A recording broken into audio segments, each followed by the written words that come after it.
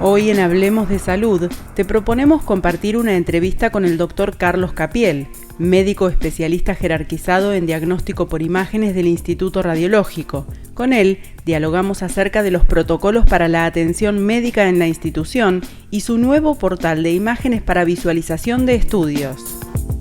Tendremos una nota sobre cardio-oncología junto a la doctora Fernanda Petrucci, médica cardióloga de la Unidad de Cardiología Clínica. Y fuimos hasta el SEMA para hablar con el doctor Juan Di Matteo, director general del SAME, con quien conoceremos cuál es el rol del sistema de atención médica de emergencia en nuestra ciudad. Bienvenidos a Hablemos de Salud. Doctor Carlos Capiel, terminamos un 2020 complejo, difícil, diferente a otros años y arrancamos un 2021 que también se plantea de una manera distinta a otros años. ¿Cómo se trabaja desde la institución para encarar este año? Así es, un año complejo, difícil, que allá en el mes de marzo nos tomó por sorpresa y nos enfrentamos a una pandemia desconocida por todos y nos obligó a readaptarnos a un nuevo escenario, a empezar a trabajar de nuevo, de otra manera, a repensar cómo estábamos trabajando. Y bueno, empezamos a tomar numerosas medidas a medida que pasaban los días. Nos obligó a generar muchos protocolos de trabajo para cuidar a los pacientes, pero no solo a los pacientes, sino también al personal de salud, a los médicos que trabajan en la institución. Fue un año donde en general la población estuvo muy asustada y no concurrió a los centros de salud, lo cual tampoco es bueno porque es cierto que la pandemia nos obliga a estar aislados, nos obliga a tomar numerosas medidas, pero también es cierto que la pandemia no es la única enfermedad que nos afecta, sino que hay numerosas enfermedades crónicas que también es importante tratarlas y que lamentablemente en algunos casos fueron descuidadas y eso hizo que muchas veces, ya a esta altura del año, veamos que muchas enfermedades ya cuando se diagnostican o se tratan, ya a veces es un poco tarde. Y de ahí la importancia de cuidarse para la pandemia, mantener los protocolos, ser muy prolijos a la hora de trabajar, pero no descuidar la atención de la salud. Ahora nos enfrentamos a un 2021 que seguramente será mejor. El mundo ha cambiado, es decir, fue una enfermedad que nos afectó a todo el mundo y realmente uno de los hitos más importantes es la rapidez con la cual se empezaron a trabajar y a generar las vacunas. Hoy en día ya hay muchos países que están vacunando y bueno, si bien esto no va a hacer que no nos descuidemos, es importante que sigamos manejando los protocolos. Yo creo que a lo largo de este año va a ser un año donde logremos que cuando la mayor parte de la población se vacune, podamos ir de a poco ir llevando una vida más normal, si podemos decir que es normal como la llevábamos antes, ¿no? Mencionó protocolos y también habló de que la institución se fue adaptando conforme iba pasando el tiempo a las distintas circunstancias. ¿Qué es lo que pasa entonces con los resultados de los estudios que los pacientes se hacen aquí? ¿Los pueden ver a distancia ahora?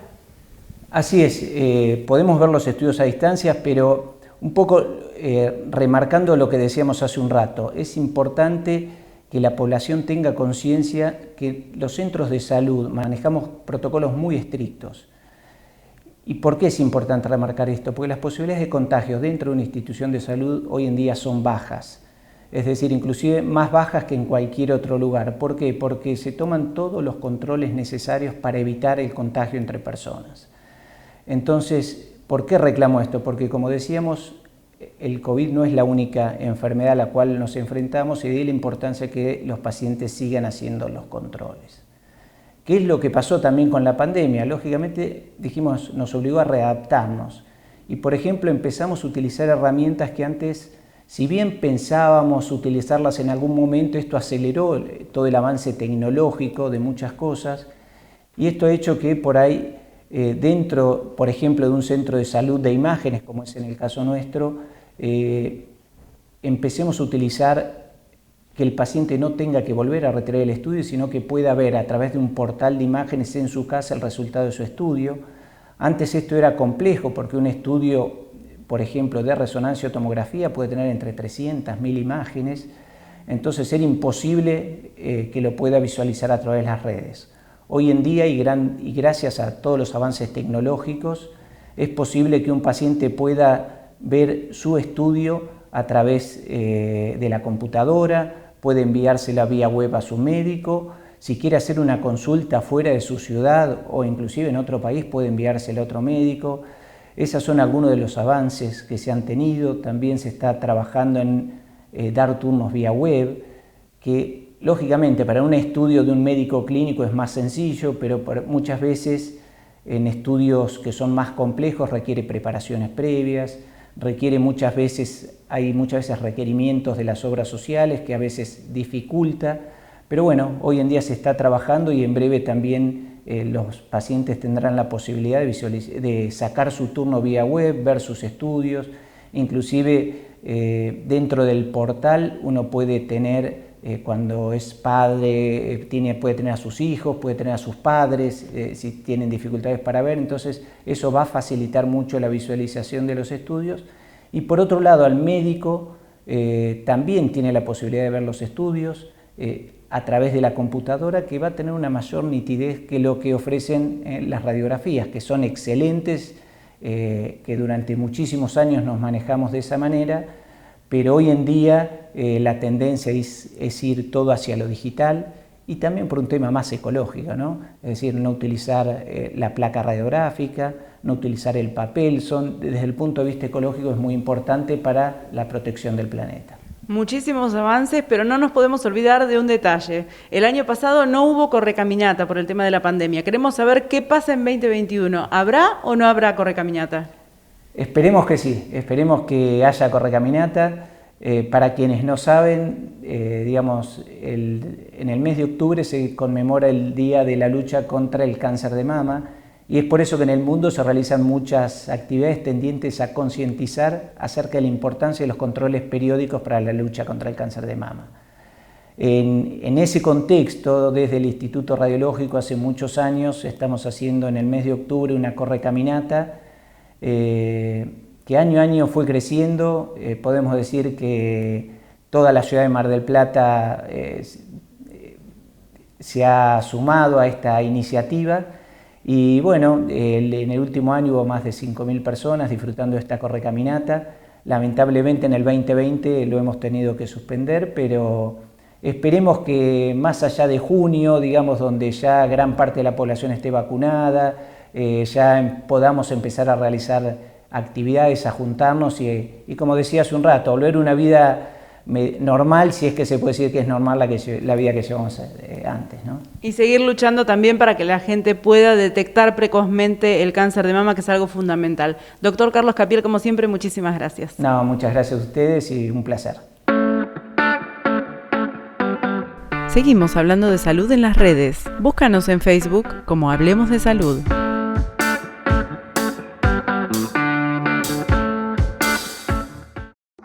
Instituto Radiológico, 49 años brindando medicina de excelencia y creciendo en tecnología con equipos de última generación únicos en Mar del Plata y zona de influencia. Resonador 3 Tesla, PET-CT, mamografía 3D, tomosíntesis. Ahora también podés visualizar tus estudios a través de nuestro portal virtual de imágenes ingresando a irradiológico.com.ar. Cirugía de nariz, orejas, aumento y reducción mamarios, lifting, cirugía de párpados, abdomen. Centro Integral de Cirugía Plástica Colón, 499-2605. Licenciado en Psicología Leonardo Pontoriero. Trastornos de la personalidad, problemáticas de pareja. Para consultas y turnos, comunícate al WhatsApp 223-536-7243.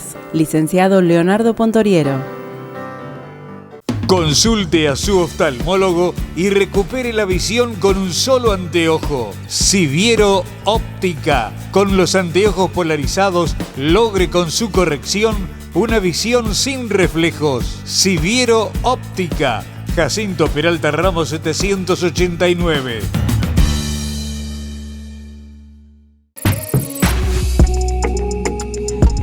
Nos encontramos con la doctora Fernanda Petrucci, que es médica cardióloga, porque vamos a hablar acerca de una disciplina muy nueva, por lo menos en nuestro país. Cuéntenos, doctora, por favor, ¿qué es la cardio-oncología?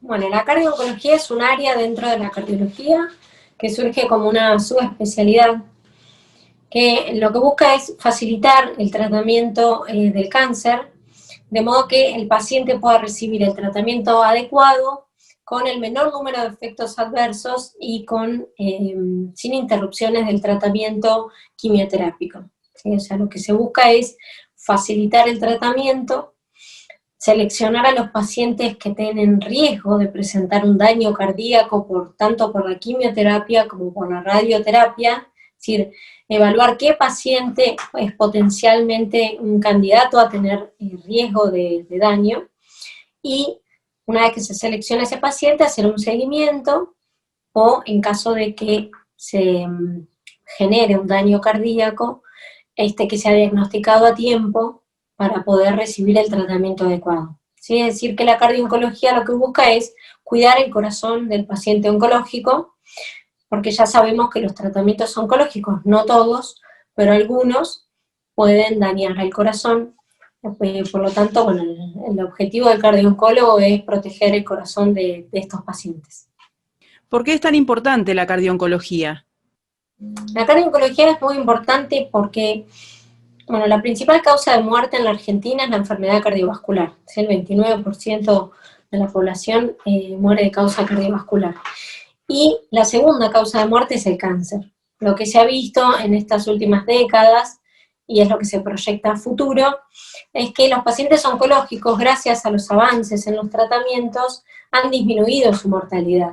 ¿Sí? De hecho, se estima que en Estados Unidos para el 2040 el 60% de los pacientes oncológicos puedan sobrevivir al tratamiento del cáncer. ¿Sí? Esas son estadísticas que se obtienen a partir del Registro Nacional de Cáncer y a través de registros internacionales. Entonces, lo que se ha visto es que, afortunadamente, los pacientes oncológicos mejoraron la sobrevida, y eso hace que lleguen a una edad adulta, donde, como ya sabemos, el envejecimiento de la población trae como consecuencia hipertensión, diabetes, enfermedad cardiovascular. Por lo tanto, la importancia de la cardiooncología viene dada por pacientes que han tenido cáncer y llegan a una edad adulta, o por los pacientes adultos, añosos, que tienen cáncer y que tienen factores de riesgo cardiovascular. Es decir, este envejecimiento de la población hace que hoy existan pacientes de 80, 85 años con cáncer, con riesgo cardíaco o con enfermedades cardiovasculares. Entonces es un desafío tanto para el oncólogo como para el cardiólogo, ese tipo de pacientes. El primer cáncer, el cáncer más prevalente en la Argentina es el cáncer de mama, seguido por el cáncer de colon, y en los hombres el cáncer de próstata. Y el cáncer de mama es uno de los cánceres que recibe quimioterapias que pueden dañar al corazón, así que estamos frente a uno de los cánceres más prevalentes, con drogas que pueden dañar el corazón, y con una sobrevida de estos pacientes, desafortunadamente, como dije antes. Entonces, de ahí radica la importancia de la cardiooncología. Teniendo en cuenta estos datos, ¿cuáles son los pacientes que deben ser evaluados desde la cardiooncología? Los pacientes que deben ser evaluados, normalmente los pacientes son derivados por los oncólogos y por los hematólogos. Los pacientes que tienen riesgo, el riesgo está dado por el tratamiento que van a recibir, que no todos los tratamientos tienen el mismo riesgo, es decir, ya sabemos que hay determinadas drogas de quimioterapia o determinada radioterapia que puede tener un daño, ¿sí? Entonces va a depender. El paciente que tenga que recibir drogas que puedan dañar a su corazón, ¿sí? Es decir, el tratamiento oncológico triplica el riesgo de tener un evento cardíaco. Entonces, según el tratamiento, si recibe una droga potencialmente cardiotóxica, tiene que tener una valoración por el cardiólogo. Y después, los pacientes que ya recibieron quimioterapia previa o tuvieron un tratamiento para el cáncer previo cardiotóxico, los pacientes que ya recibieron radioterapia y la radioterapia pudo haber dañado su corazón. Te pongo el ejemplo, no sé, una mujer que ha tenido cáncer de mama derecha y ahora tiene cáncer de mama izquierda, es decir, pacientes que ya han tenido patologías oncológicas. Las mujeres tienen mayor riesgo, los mayores de 65 años, los pacientes que tienen falla en el riñón, los que tienen insuficiencia renal, los pacientes diabéticos, los pacientes hipertensos, los pacientes que son tabaquistas o que han fumado, es decir, los que tienen ya patologías o riesgo cardiovascular, son los que deben hacerse una valoración. Nosotros utilizamos unas escalas que nos permiten obtener un determinado puntaje y ahí evaluamos qué pacientes tienen un riesgo muy alto, un riesgo moderado, o sea, utilizamos nosotros unas escalas que nos estratifican al paciente y al riesgo que tiene este paciente.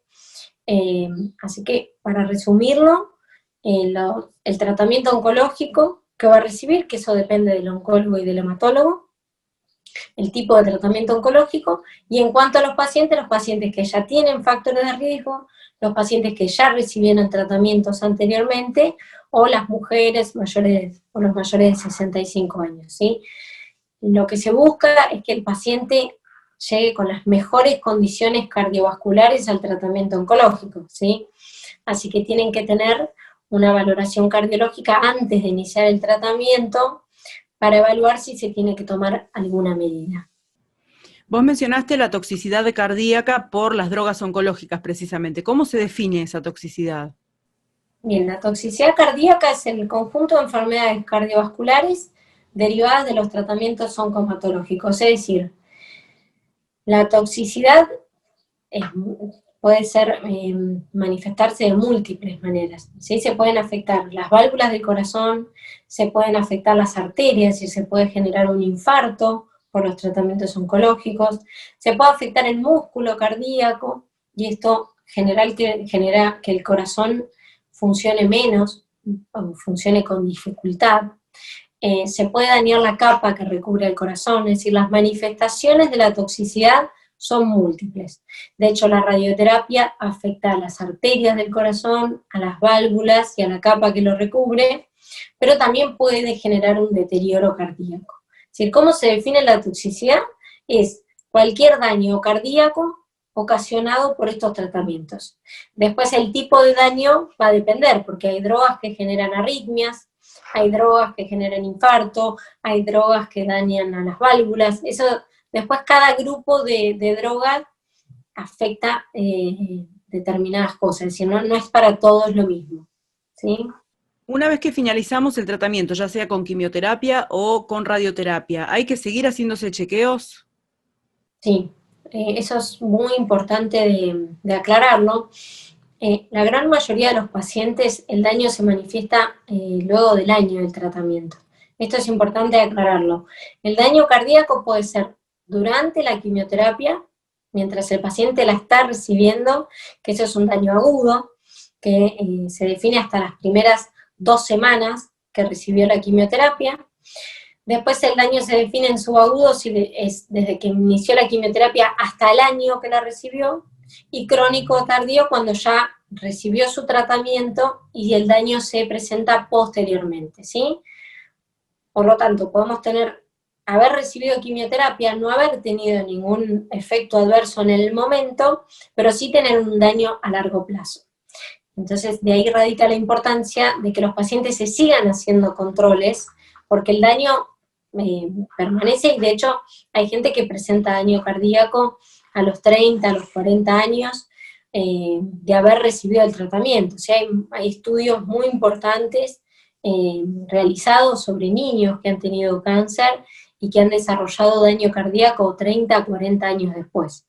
Así que no solo es el control cardiológico una vez recibido el tratamiento, sino a largo plazo también es importante que estos pacientes tengan un seguimiento cardiológico. Y por otro lado, al tener un potencial daño, estos pacientes también tienen que tener controlados los factores de riesgo cardiovascular. La diabetes, la hipertensión, el colesterol. Hay que fomentar que los pacientes hagan ejercicio, que no sean sedentarios. Es decir, son pacientes que uno los tiene que cuidar cardiovascularmente para que esté todos los factores de riesgo controlados y no sumar un riesgo más a futuro. ¿Sí? Así que también es muy importante esa pregunta del seguimiento a largo plazo. Doctora Petrucci, muchísimas gracias por su tiempo. No, por favor, gracias a ustedes. Seguinos también en Instagram. Somos hablemosdesalud.tv.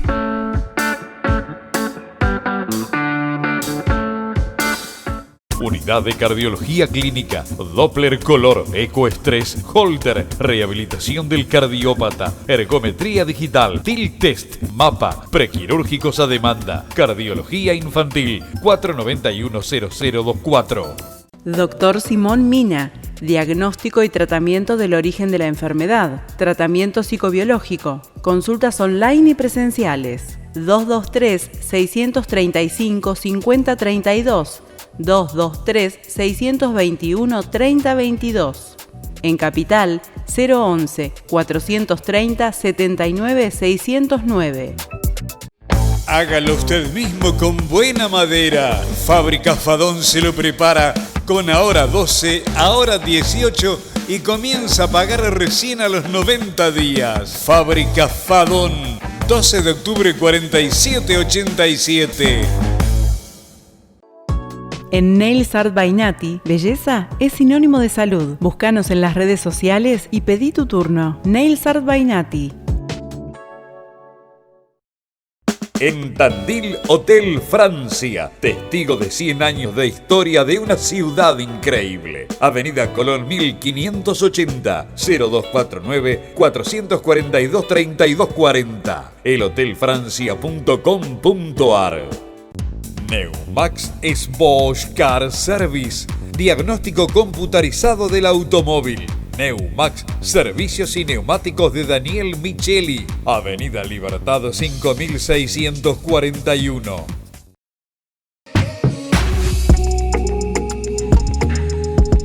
Doctor Juan Di Matteo, ¿cuál es el balance de las actividades que se realizaron durante el 2020? Fue un año complicado, como lo fue para todos. Creo que esto no solo a nivel nacional, sino a nivel mundial. El SAME arrancó nosotros haciéndonos cargo allá por el mes de diciembre, bueno, con algunos incidentes importantes como fue el incendio de Torres y Liva, después tuvimos un vuelco de un micro con 60 heridos y bueno, ya cuando nos estamos relajando un poquito después de la temporada apareció el tema de la pandemia, donde el trabajo a partir del mes de marzo comenzó a aumentar con la llegada de todos los repatriados que fueron trasladados hacia los hoteles, móviles dispuestos para realizar los hisopados, y a partir del mes de abril, mayo comenzaron ya los primeros casos importantes donde el trabajo comenzó a aumentar. Tuvimos bastante relajados con respecto a los incidentes viales cuando la cuarentena fue obligatoria y estricta y de estricto cumplimiento, pero nuevamente cuando se empezaron a liberar las actividades, que la ciudad volvió a tener su ritmo normal como lo tiene ahora, los incidentes viales comenzaron a aumentar, así que a la pandemia se le sumó la actividad diaria y el trabajo fue bastante importante. Tratamos de seguir cumpliendo con diferentes cuestiones, como por ejemplo los traslados programados, el servicio de atención domiciliaria que tiene la Secretaría de Salud, donde el SAME pone un vehículo a disposición. Además del convenio que tenemos con el Cucaiba, con el Cucaiba de la provincia de Buenos Aires, lo cual eso, tenemos una actividad importante en el transporte de los equipos de ablación, en el transporte de órganos, así que se trató de cumplir con todas las actividades, tanto en lo público como en lo privado. A lo privado también se le dio asistencia, los servicios de emergencia en algún momento también tuvieron mucho trabajo, si bien no estuvieron colapsados, pero tratamos de también brindar apoyo a todas esas empresas que, bueno, con respecto a la pandemia estuvieron complicadas. ¿Quiere decir entonces que más allá de la pandemia y de los accidentes viales, la función del SAME va muchísimo más allá de lo que es un traslado nada más? Sí, el SAME, su función principal es cumplir y dar asistencia a los incidentes en la vía pública, ¿no? Y diferentes emergencias de aquellas personas que no cuentan con una cobertura social, por lo cual no tienen un servicio de emergencia privado y sufren un ACV, sufren un infarto, o sea, una emergencia real, brinda esa asistencia. Ese es el objetivo principal, pero después existen otras actividades donde el SAME interviene, que es cobertura de eventos, algunos realización de, como decía, del convenio llevado adelante con el Cucaiba, o sea, hay un montón de otras actividades que por ahí no es solamente la emergencia. Importantísimo el rol en el trasplante de órganos porque depende también del traslado de ese órgano que llegue en tiempo y forma al destinatario. Sí, correcto. O sea, el trasplante de órganos es algo fundamental y que es un objetivo que ya lo había dispuesto la gestión anterior en la Secretaría de Salud. Esto se continuó, es importante los tiempos de acorde al órgano que se va a trasplantar, tiene ciertos tiempos de arribo tanto al aeropuerto para que pueda llegar en tiempo y forma a la persona que lo va a recibir. El SAME tiene toda una logística para lograr que la ambulancia llegue a destino en el menor tiempo posible. ¿Cuál es ese operativo que montan cada vez que se hace una llamada? Sí, cuando sucede una emergencia, el número a tener en cuenta, el número de referencia es el 107.